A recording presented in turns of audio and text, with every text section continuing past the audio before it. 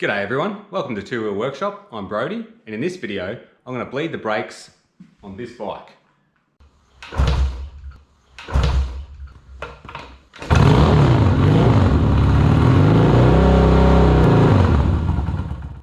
Alright, so this bike is a 1999 Kawasaki ZX11 It's pre-ABS, but that doesn't really matter because the procedure for bleeding the brakes on a bike with ABS is exactly the same as a bike without.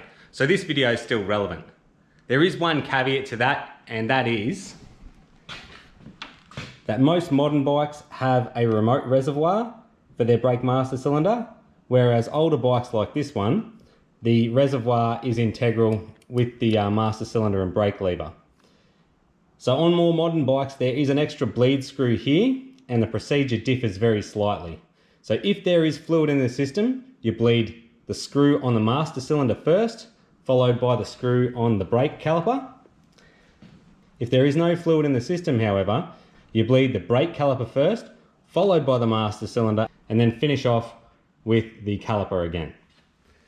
Alright, to do this job you're going to need a few things. You're going to need a length of clear plastic hose, the correct diameter to fit over your bleed screws, a glass jar for collecting the spent brake fluid, the correct grade of brake fluid for your bike, a spanner that fits your bleed screws. On Japanese bikes it's usually a 10mm, and some rags. I've been tearing up my old uniforms for years.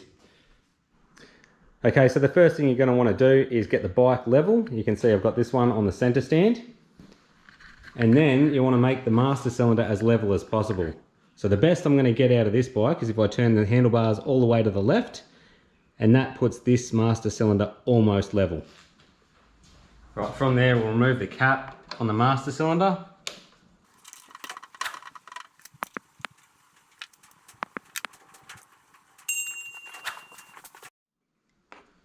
Okay, we'll make sure that the brake fluid is topped right up.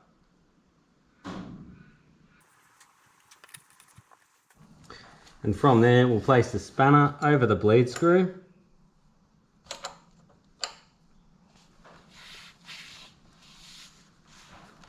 And place our clear plastic hosing over the bleed screw as well. Alright, so you want this tubing to have a bit of an uphill run after the bleed screw. That way you've got less of a chance of sucking anything back into the system if you don't get the bleed screw closed off in time. Take the other end of your hose, place it into your glass jar, and put that down on the ground. Alright, so once you're set up like this, what you want to do is open your bleed screw, depress your brake lever, and then close the bleed screw back off before releasing the brake lever. You want to continue this process until you're happy there's no air left in the system. Now this bike's been sitting for quite a while, so I want to flush out all of the old brake fluid and replace it with new stuff. While you're doing this, you want to continue to check your reservoir to make sure you don't run out of fluid, because if you do, you're going to suck air into the top of the system and then you'll have to start the whole process over again.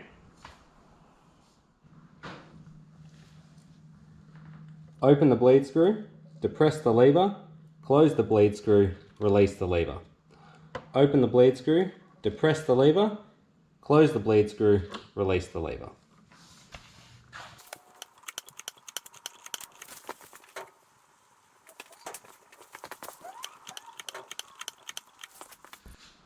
Alright, so now that I'm happy that all of the old brake fluid's out of the system, what I like to do is pump the lever a few times, then squeeze and hold it before opening the bleed screw and squeezing the lever to the handlebar before closing it off again. And I'll do this a few times. It may or may not be necessary, but I feel that it just helps to get any remaining air out of the system.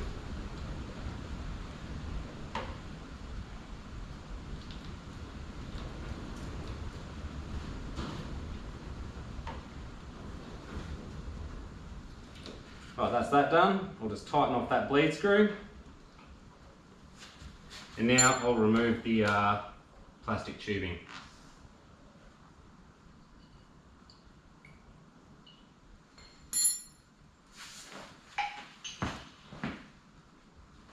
Alright, now you are going to make a little bit of a mess while you do this. Just make sure you've got some rags to wipe up any excess, because this stuff's going to eat straight through paint. Alright, and now we'll do the same on the caliper on the other side.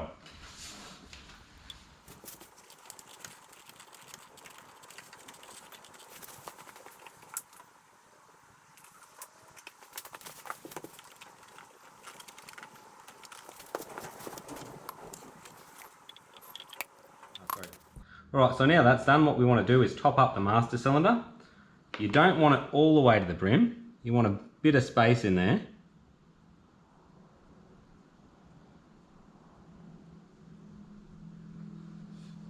Like that. Because otherwise when you put the cap back on, this boot is going to displace some of that brake fluid and it's going to spill out all over your paintwork.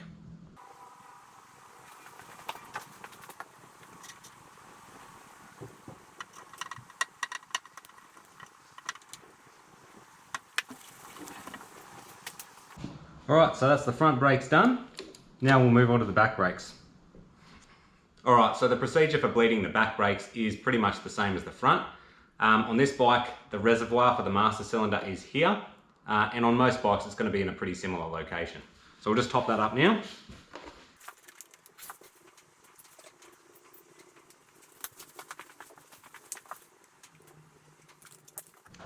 The master cylinder is here, which is actuated by the brake lever. And the caliper is here with the bleed screw here.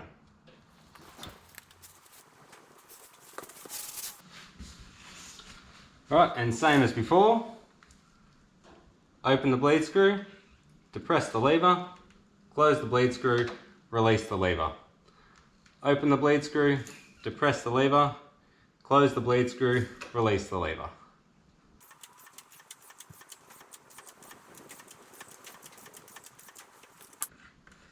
Don't forget to top up your master cylinder.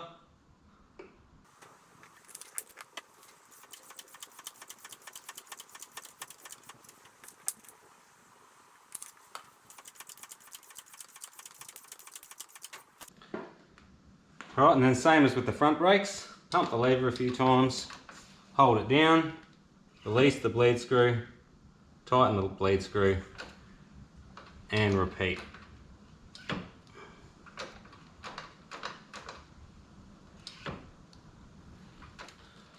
Alright, so this brake reservoir's got an upper and a lower mark on it, so I'll fill it all the way up to the upper.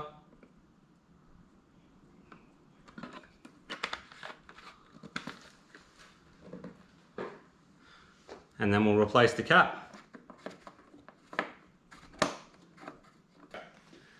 So that was bleeding the brakes on a motorcycle. Hopefully you got something out of this video. If you did, please click the like button and subscribe, and I'll see you in the next video.